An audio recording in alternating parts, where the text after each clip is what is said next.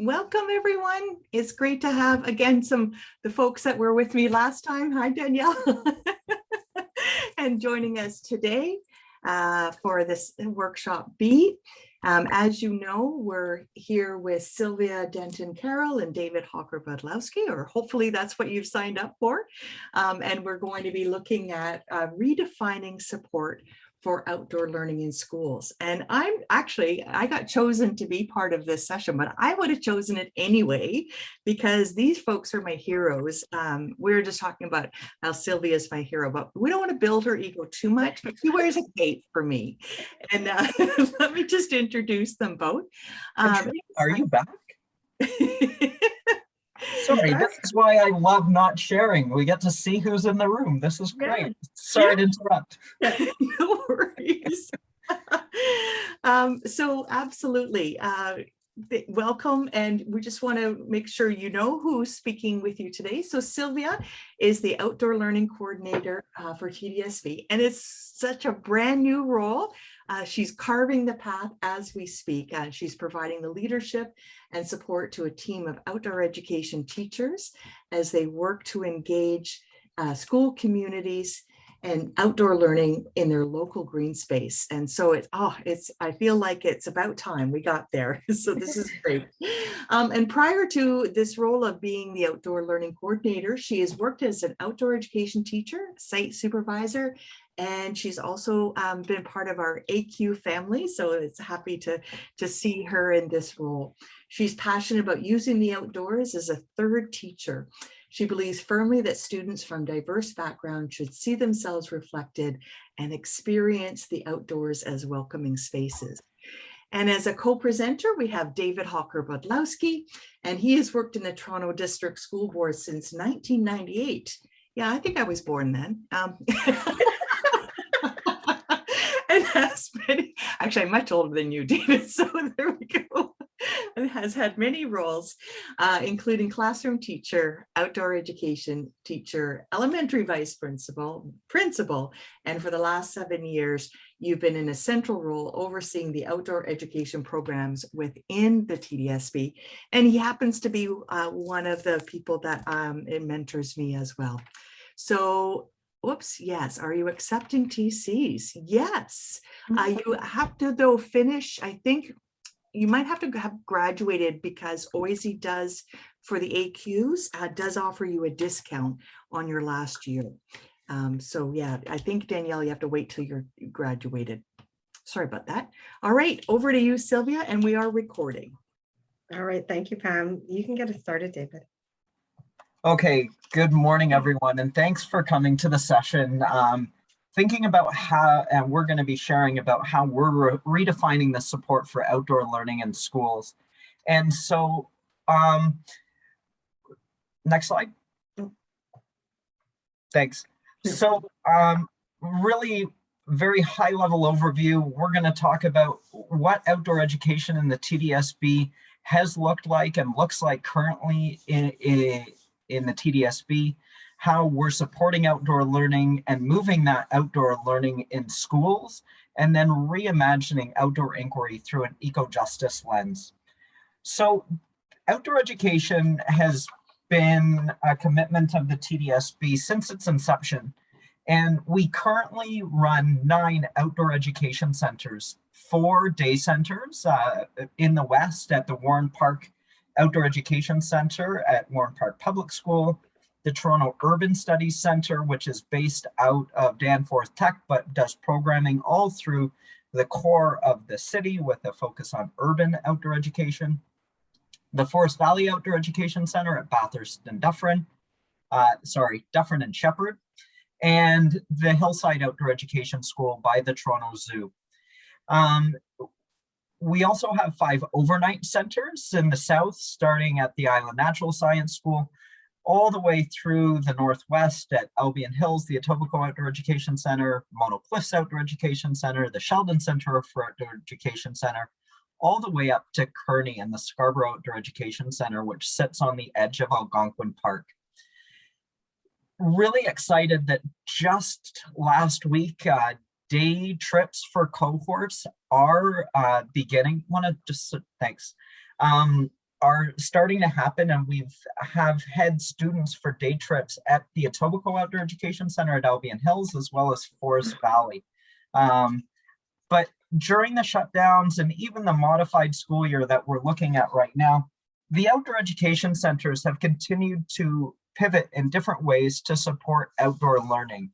So when people weren't able to come to our sites, we've been going out into schools when teachers and students have been there to provide programming in local schoolyards and local green spaces, but also continuing to support those learners who continue to be online and supporting that idea of, even on a screen, it's so important to be connected to the outdoors. Now you can go to the next slide, Sylvia. Thanks. We've been supporting outdoor learning for a number of years, and then in a number of different ways, and it continues to evolve. For those of you that have heard us before, we've talked about Get Outside Month, and Toronto TDSB talks about May as Get Outside Month, and our department puts together a calendar of activities and lessons, all curriculum connected, to support teachers taking their students outside. And so in 2020, really connected to this conference, we talked about climate change.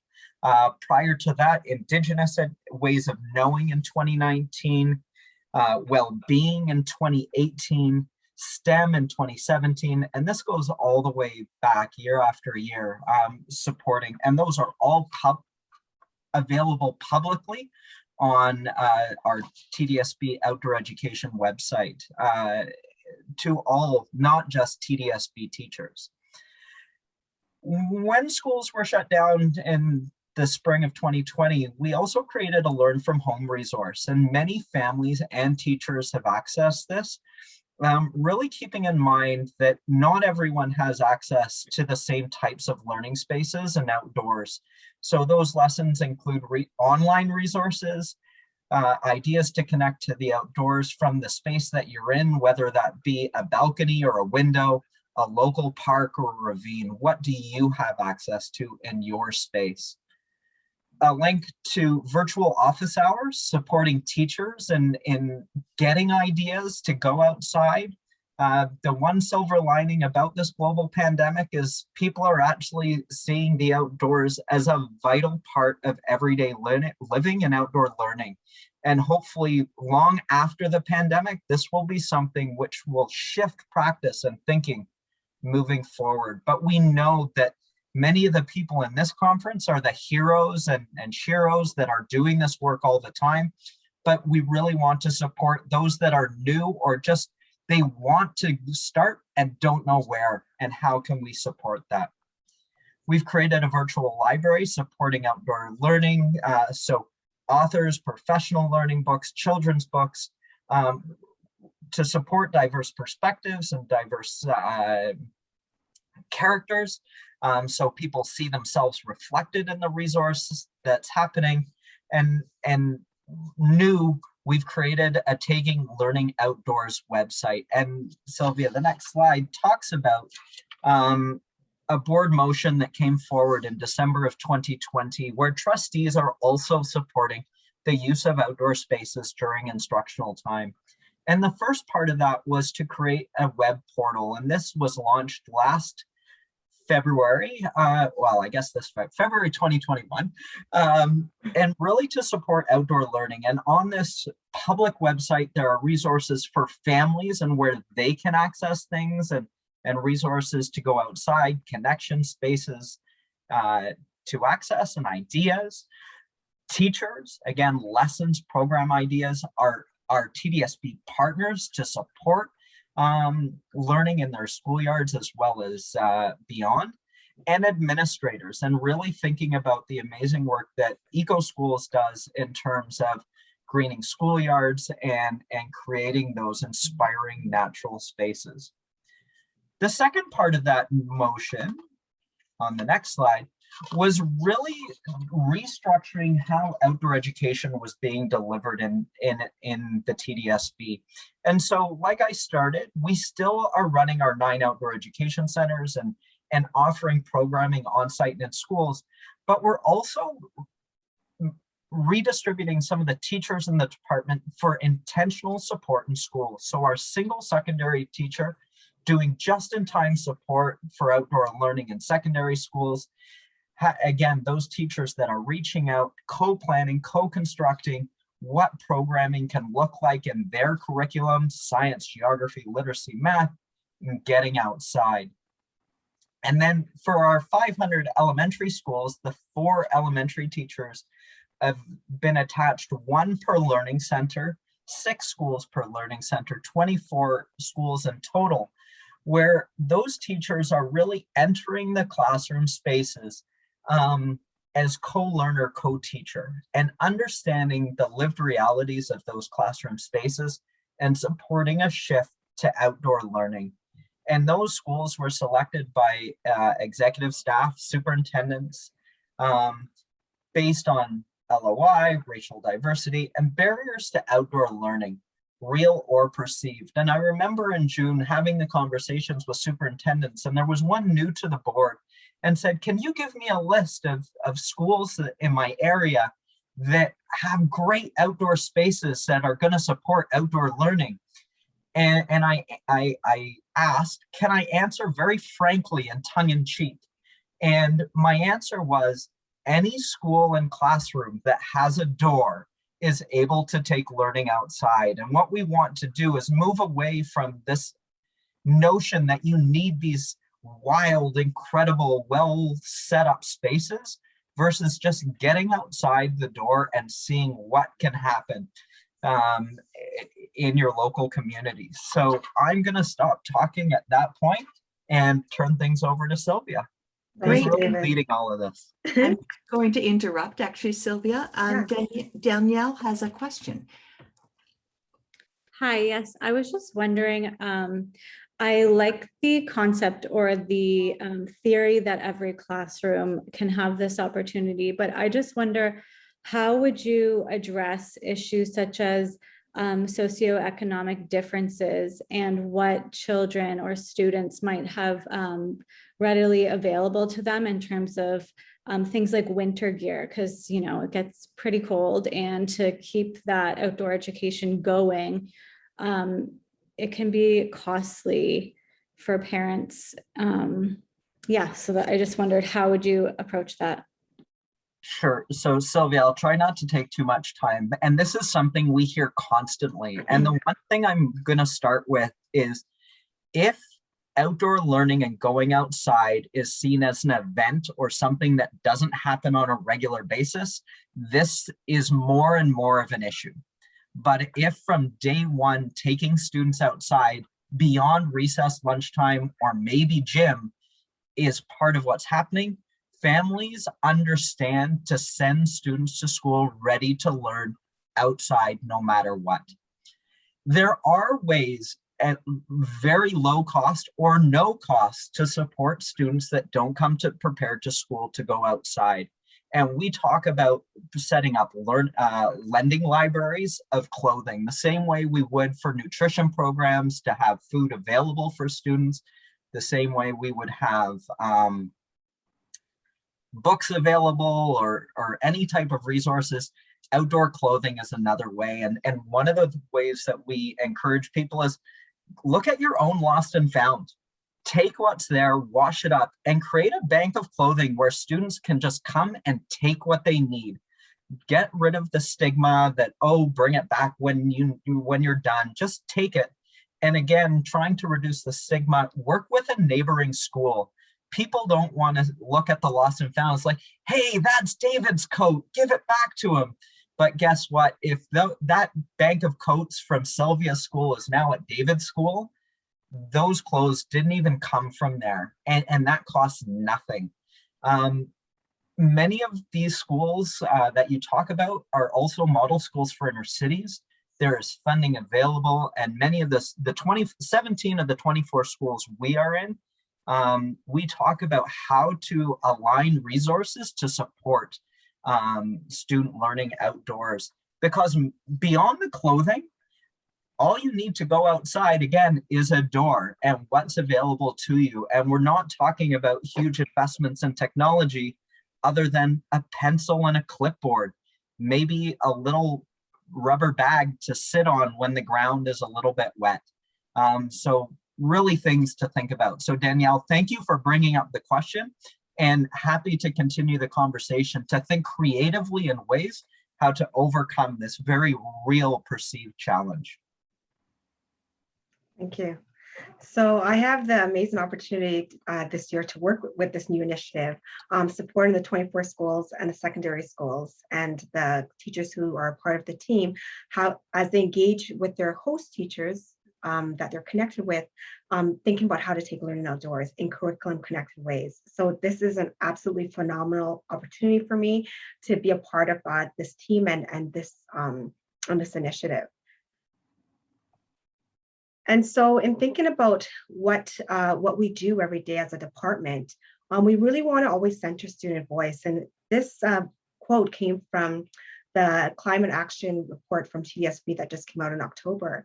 And as I read this quote in the first group, I was actually reflecting on our keynote speakers, Richard and Sarah, and what they said about courage and about activism and what it takes for both of those things to happen. And, as I was thinking about courage, I was also just thinking about before you get to that courageous place, sometimes, and for some people, and it sits differently with different people based on their lived experiences, sometimes it takes a lot to get to that place of courage and bravery, right? And so acknowledging that piece as well. And Richard talked about, how he has to connect to his Indigenous roots to get to that place of courage and have reminders from his culture to get to that place. So I just want to be cognizant and recognize that when we see courageous and brave people, it's sometimes not an easy, just like, let's just be courageous and let's just be brave. Sometimes there is a mental Olympics that's going on to get to that place. And so when we think about this quote about how more than half the students, of 46% of students in grades 7 to 12, understand that climate change is human caused, yet don't believe it can be addressed with current efforts, leading students to feel hopeless, scared, anxious, and dismissive, right? And so we want students to change that and to see how they could be agents of change and to be activists. But how can we get them there? And so we hope that, through the sessions you've had this morning, that looking at environmental justice will be the vehicle to get students there and to get adults there, but also understanding environmental racism, because there cannot be justice without understanding the root cause, right? And understanding how those are layers that are intertwined in our Canadian society, yes, even Canada. And that is what has been the building blocks for where we are today as it connects to environmental racism and what we strive for, which is the environmental justice piece. And so the TDSB's action report speaks clearly to the need to fund opportunities for students to engage in outdoor learning, because they understand that it's an important way for students to navigate the climate crisis, and it's important for their well-being. And so the report speaks to different funding initiatives that will continue to support that. Also in that report, it says, and so thinking about the Indigenous perspective as well, so we're aligning what we do every day with the understanding of the land and making sure that we're always using the understanding of the land as our guiding principle. As stated in the final report of the Truth and Reconciliation Commission of Canada, reconciliation between Aboriginal and non-Aboriginal Canadians from an Aboriginal perspective also requires reconciliation with the natural world. If human beings resolve problems between themselves but continue to destroy the natural world, then reconciliation remains incomplete. So again, thinking about how if we continue to have relationships with each other that are not healthy and that are not in sync, then how can we resolve issues that are coming up with our natural world?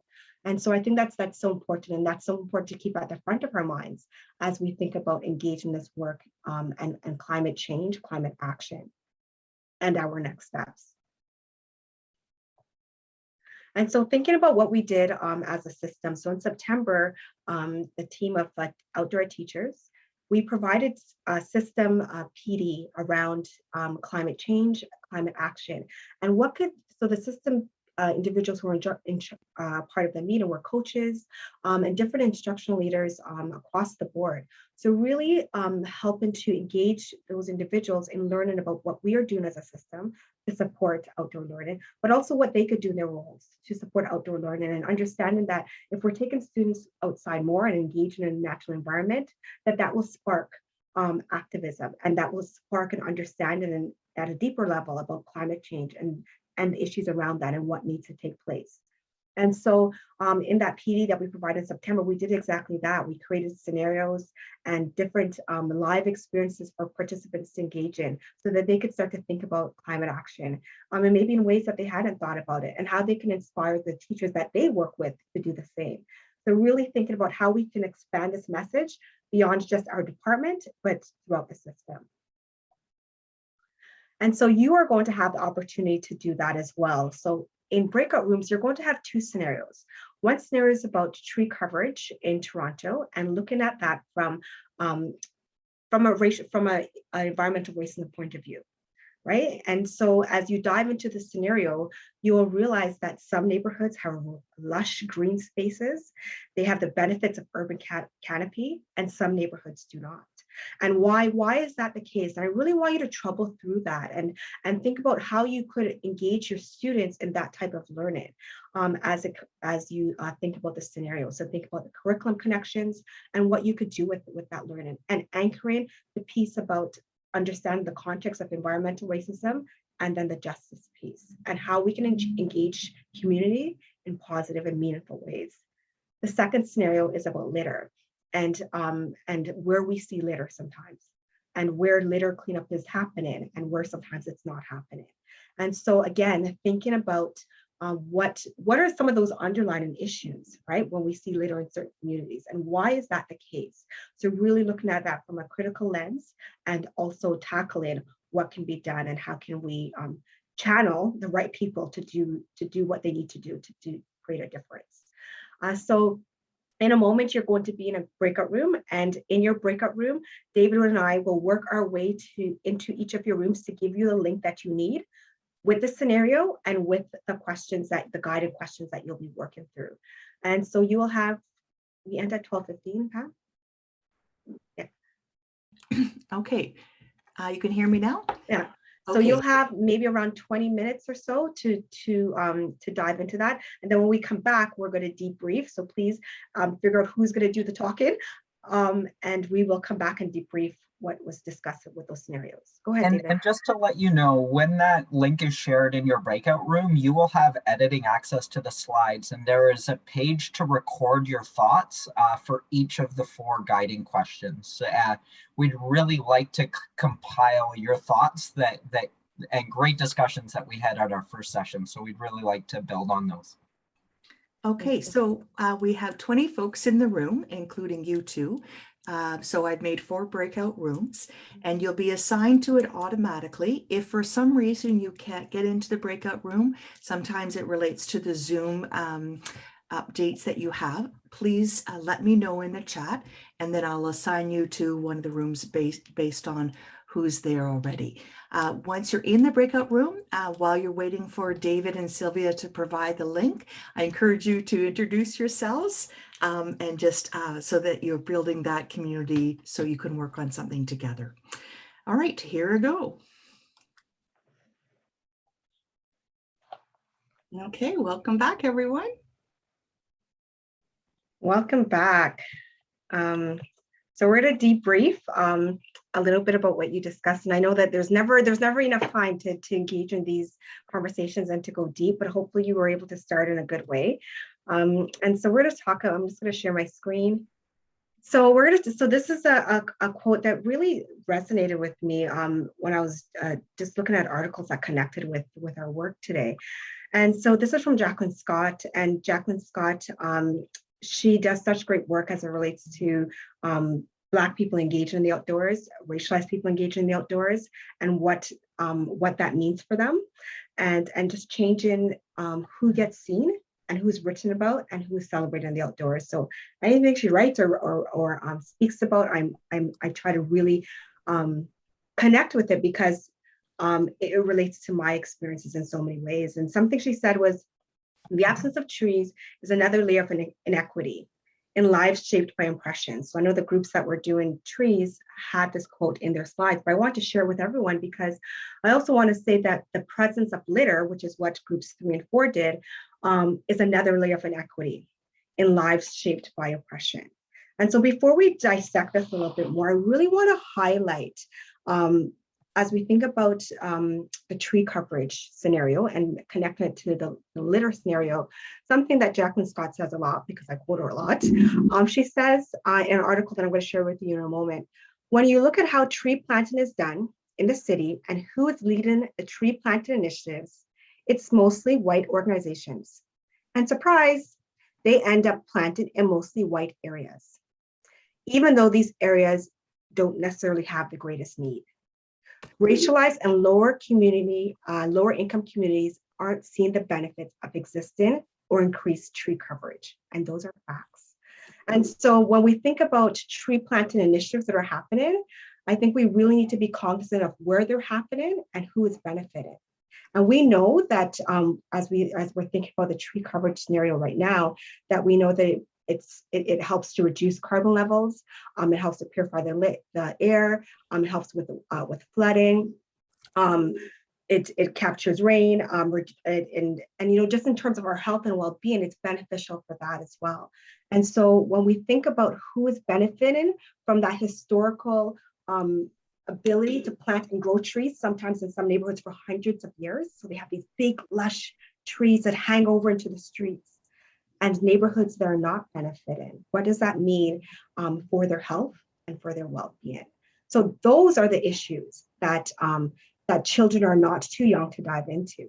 Because I always say that if children are experiencing racism, then that means it's not too early for other children to learn about it. And so, yes, when we tackle tree coverage and we talk about litter, we dive into those critical components because their communities and their families are impacted, right? And so we just want to start off with the groups and what you came up with your scenario. So we'll start with tree coverage and then we'll go to the litter scenario. And let me just, sorry, this is a little bit dizzying. So we'll start with groups 1 and 2. And this was their scenario. So does someone from group 2 want to maybe share first about the tree coverage scenario? Okay, we talked about observing what the kids see around them. The 3 of us in our group are all from elementary school, so we approached it from young students, but going for a neighborhood walk or looking around their own school area, recording the trees they see, and expanding on that in the inquiry can sort of lead into this whole discussion about who has trees, who doesn't have trees, and that can be integrated across all of the curriculum strands. Thank you for sharing that, Leslie. Someone from group 1, they could jump in. Someone from group 1, I was in that group and there was good discussions about trees and communities and countries. Okay, so I'll give group 1 a minute to warm up, but as they're warming up, I will share a piece that I heard that was shared in that group was that about when we think about trees and connecting it to student identities and where they're from in the world and what does tree coverage look like in the part of the world that they're from or their parents are from, and connecting those environmental issues as it relates to tree coverage to the countries where they're from, and getting parents in on those conversations to share their connections with trees and what it means for their particular community. And so I thought that was a great way to tie in students' identities, because we know that when students feel connected to the curriculum, then they care a whole lot more. And that moves the needle in terms of their understanding and making meaning of what they're learning. So that was a piece that I jumped into, but I know that there was other conversations that were happening. So if anybody from group 1 wants to share, okay, I won't put you on the hot seat. But if you do want to share afterwards, we can circle, you can let us know after groups 3 and 4 share. So group 3 and 4 had the scenario around. I can summarize what has been said in group 3. We work at all the strands, and then I suggest to bringing kids in the community, asking to students to observe the neighborhood, take them outdoors, and like that you see well the nature part and the equity issues. You see both at the same time. And, as some observation around the canopy about the litter. And as you said, it reflects all kind of social inequity. And then we can ask questions and become very political, things that we discuss. But my questions, would be, I didn't have the time to ask it to my group, but when you have kids from very poor neighborhoods, it's always tricky to show them, especially when you are white, the inequities they suffer from, using statistics. And I find it's, how am I going to approach? People have emotion and it's so unfair, and how to say, I find it's hard, how to do in order not to make people feel bad about it could be very humiliating, I could see that. With young kids, it's kind of different, but when you reach the age of grade 6 to 8, then, it's, I guess, once you know your class, which is not my case right now, because I'm half retired, you can, well, the point is to know well your class, I think, to deal with this kind of issues. And I was Just just to gonna add to say, that, sorry, because I was in group 3 too. yeah. Just allowing room for the process of inquiry, so that also when it says where can you guide the learning next, and also how Chantal was saying, like, how do you know how to approach it? Well, if you let the students guide the inquiry, then they can show you maybe where they are with different levels of comfort approaching some things, and then you can kind of help to shape and mold the inquiry once they kind of have that starting point. And so much to be said about when you've built relationships with your students and that sense of community, and coming at it from a place of being transparent and honest, and recognizing, yeah, it's not fair and it's not right, but this is what we are going to work together to do to hopefully change the situation, and this is how we're going to channel that energy of it's not fair, this sucks, it's how we're going to channel that, right? And as we channel that energy, how can we find joy in the work as well? Because sometimes the work of when we think about environmental racism and looking at it from an anti-oppressive lens, and the environmental justice piece, how can we channel that energy and find joy in as we're channeling that energy? Otherwise, people who are always engaged in the work will burn out. And so I think those are important pieces as well.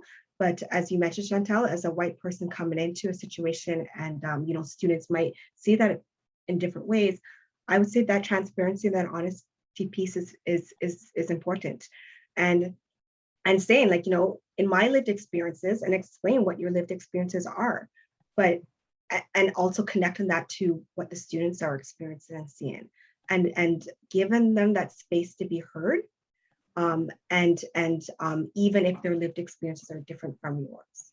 And how can we create an environment where there's no judgment, but where students are free to share that, and then tackling the problem? Because we don't want to sit in that spot of like, oh my goodness, here's a problem. Yes, it's important to speak about it, because that can be healing, but then finding the strength to move on for the activism piece. Thank you, group 3, for sharing. Group 4. Well, we talked about using an inquiry kind of model for that, like finding out what is the trash, where is it from, who's responsible for it. And then we also talked about in parks, especially now during COVID, and I think his name was Keefel, brought this up, the relationship between trash in a park and homelessness, because so many people are living in tents in parks right now because it's safer than being in a shelter or something. And so that, you know, is a real issue of a real equity issue, even, you know, in a neighborhood where maybe is a like an economically challenged neighborhood, then there's this other layer on top of that of homelessness nearby. And actually that's what's happening in the school that I teach in. So, you know, I think for me also, I mean, now I'm sort of not speaking on behalf of my group, but for me, it's always trying to get kids to look at where they live and also honoring that that's their home.